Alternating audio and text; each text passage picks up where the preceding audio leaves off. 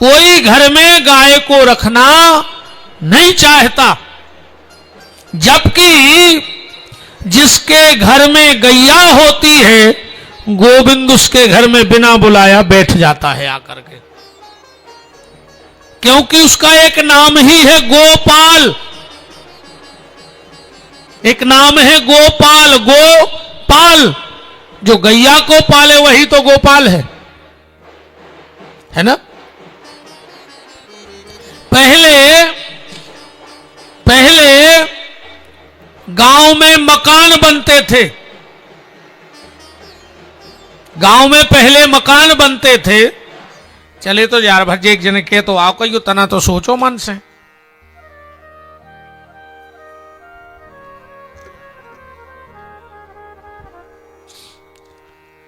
पहले गांव में जो मकान बनते थे वो ऐसे बनते थे, पहले दहलान, फिर सार और फिर पीछे निवास।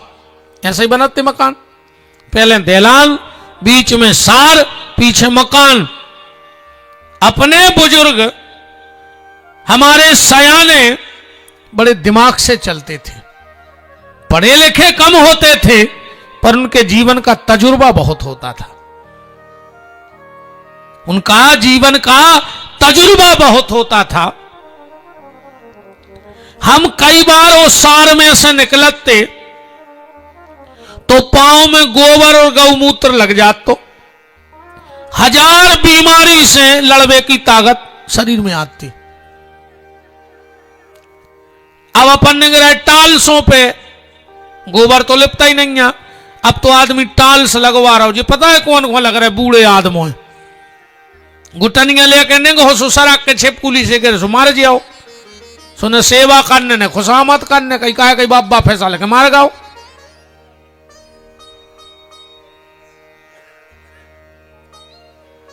आज घर में अगर 10 आदमी हैं तो 8 आदमी दवाई पे हैं। कहूं सवेरे की बीपी की नहीं खा रहा है तो दिन नंडू बंद रिश्तेदार लोग हर के धार तुम में। कहूं रात की गोली खा वो चूक गए तो सवेरे मारे मिल हो। गोली पे जिंदगी चल रही। पहले इतनी बीमारी नहीं थी।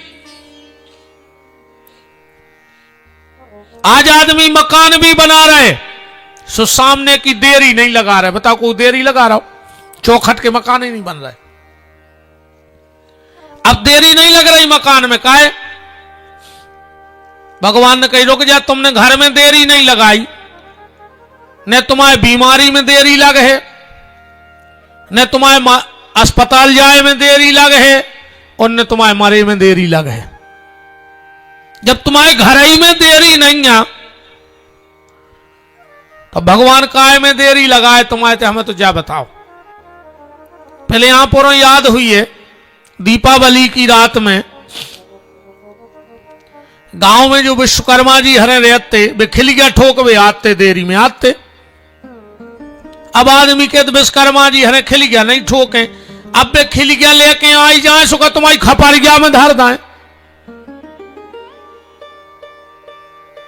जब चौखटा ही नहीं बची सुखा खपार गया में ठोकवा ले वह खिलिया। पहले अपन जब देरी पे बैठा थे मम्मी हरे कहने लगा तीने बैठो रे सास की मूड आए कहती। अब लड़का से कह रहे कि सास की मूड आए। अब भीतर बहू सुन रही सो की कहा सास ने कहा लड़का की सास बहू की मताई ने कहा। एक दिन लड़का ने तो घरे बहू ने पकड़ी सास की चुटज्जा ले जाके दे चौखट में। बोले काहे? बोले समदन से मिल ले। खूब तो लगी रहती मोड़ा से के सास की मूड आए तो तुम्हारी समदन कहा अब मिल ले समदन से। एक गैया से व्यक्ति का मोह छूट गया, दूसरा भैया से। आदमी सगे भैया नहीं चाह रहा अकेलो। पूरे गड़ा कोटा के बढ़ जाए तुम्हारा कोई दिक्कत नहीं है, कोई से दिक्कत नहीं है, हमारी गारंटी है। पर अगर देवरानी की छत की 2 ईंटें ऊंची हो गई तो जेठानी को ब्लड प्रेशर हाई। और कहूं जेठानी की 2 ईंटें ऊपरी हो गई तो देवरानी को ब्लड प्रेशर लो। सबरी फसाद तो जाया है। अरे राम, मंदिर में गिरमा टूरे हैं। अरे पहले घर को मंदिर बनाओ, घर को मंदिर बनाओ। तुम तो एक ही बात ध्यान रखियो कि कितना बढ़ गया होए धागा, बस मन भर कर गया नहीं होए। अन्ना तुम तो कछु कर लियो। भगवान पागल नहीं है कि वे जानते नहीं है कि तुम भीतर से कहा हो।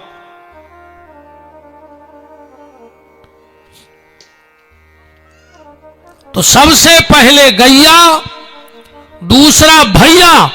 आज का आदमी भाई को बढ़ते नहीं देख सकता। अरे कहूं भैया से प्रेम करके तो देखियो। जब राम जी राजा बन गए, राम जी ने मंत्रिमंडल की बैठक बुलाई और कहा कि हमें 14 साल का हिसाब चाहिए। भाई हमने सत्ता लाई है तो हम पिछलो देखें क्या नुकसान हुआ, क्या राजकोष में बढ़ोतरी हुई। पूरे मंत्रिमंडल ने जब 14 साल को लेखा जोखा दो, अब बोले सरकार ये 14 साल में आप जितो छोड़ गए थे वो को 14 गुना बढ़ गओ।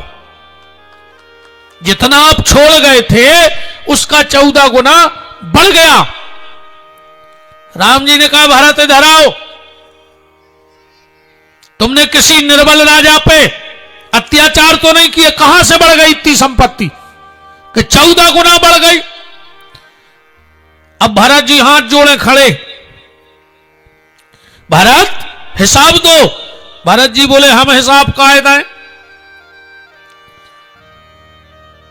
हम हिसाब क्यों दें। राम जी बोले फिर हिसाब कौन देगा।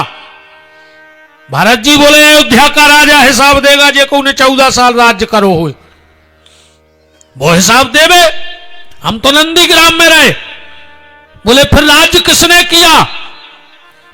भरत जी बोले आपकी खड़ाऊं बैठी नहीं हो सिंहासन पे, उनसे पूछो, उनने करो है राज्य। हम राजा थे ही नहीं तो हिसाब क्यों दें बताओ।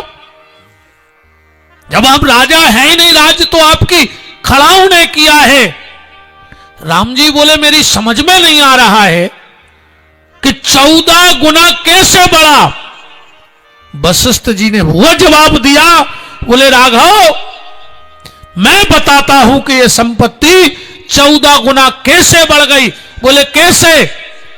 बोले जिसकी संपत्ति राम के चरणों से जुड़ जाती है वो 14 गुना तो ठीक लाखों गुना बढ़ जाया करती है।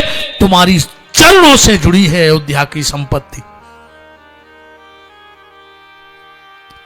जब भाई भाई में इतना प्रेम होगा तो तुम्हारा घर भी अवध होगा, अयोध्या होगा, वरना गड़बड़ हो जाएगी। और एक बात और ध्यान से सुनना,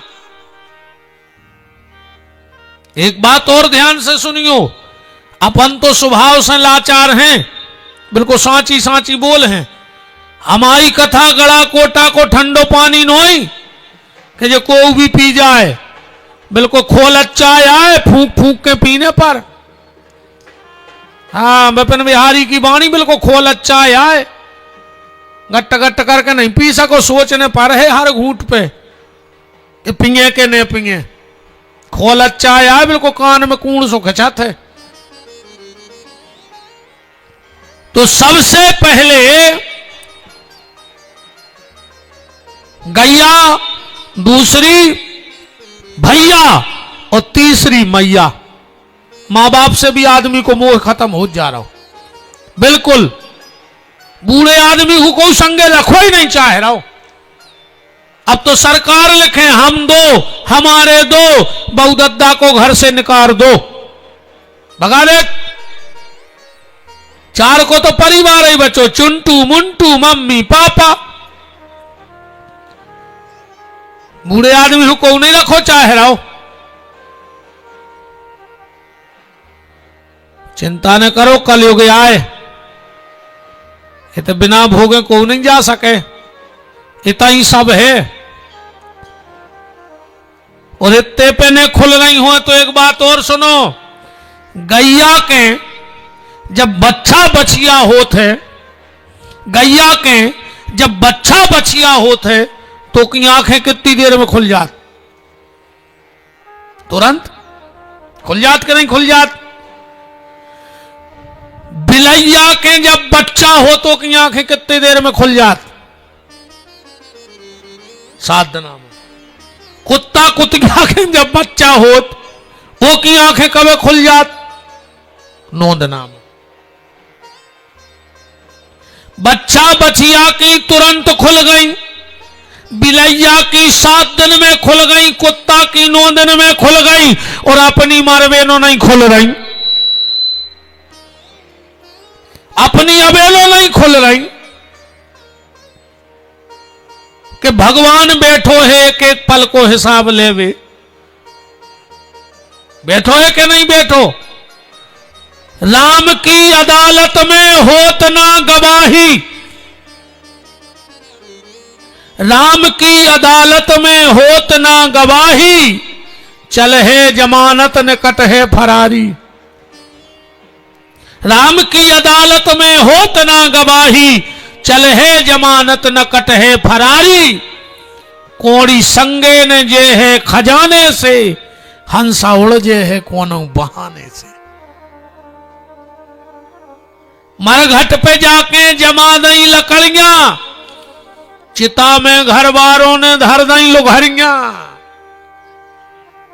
प्राण बचे हैं न कोनो बहाने से, हंसा उड़जे हैं कोनो बहाने से। चेत जाओ, चेतो के 4 वेद 6 शास्त्र में और बात मिली है 2, और सुख दीने सुख होत है, सो दुख दीने दुख हो। तुम अगर अपने मां बाप को सुख दोगे तो तुम्हारी संतान तुम्हें भी सुख देगी, वरना माए ब्याज के मिलने। एक बात से समझियो, एक गरीब मां ने गांव में झाड़ू पोछा मोहल्ले में करके अपने बच्चे को बड़ा अधिकारी बना दिया। बच्चा बाहर रहने लगा, अधिकारी बन गया, बंगला अलर्ट हो गया। एक दिन वो अपने गांव आया, वो की शादी भी हो गई थी तो अच्छी पढ़ी लिखी लड़की से। गांव में आया, बोले मां तूने बहुत कष्ट भोगा है, अब मेरी इच्छा है कि चल तू शहर में रहना और सुख की जिंदगी जीना। गांव में हल्की सी झपड़िया थी, उन्हें बाबी बेच दी। पैसा लाए, मां को लेके शहर पहुंचा। 2-4 दिन तो रे भैया अच्छे कटे। एक दिन पत्नी बोली कि सुनो, इस बुढ़ी को कहीं स्टेशन छोड़ के आओ, हमारी हाई सोसाइटी में उठक बैठक है, मेरी पढ़े लिखे फ्रेंड आते हैं, मुझे शर्म लगती है बताने में कि ये अंगूठा छाप सास है। अब कल शाम तक छोड़ आइयो, नाम घर छोड़ के भाग जाए। मां ये बातें सुन रही थी दोनों, लड़का बहू की। लड़का बोलो चिंता न करो, हम कल स्टेशन पे छोड़ आए हैं। सुबह हुआ,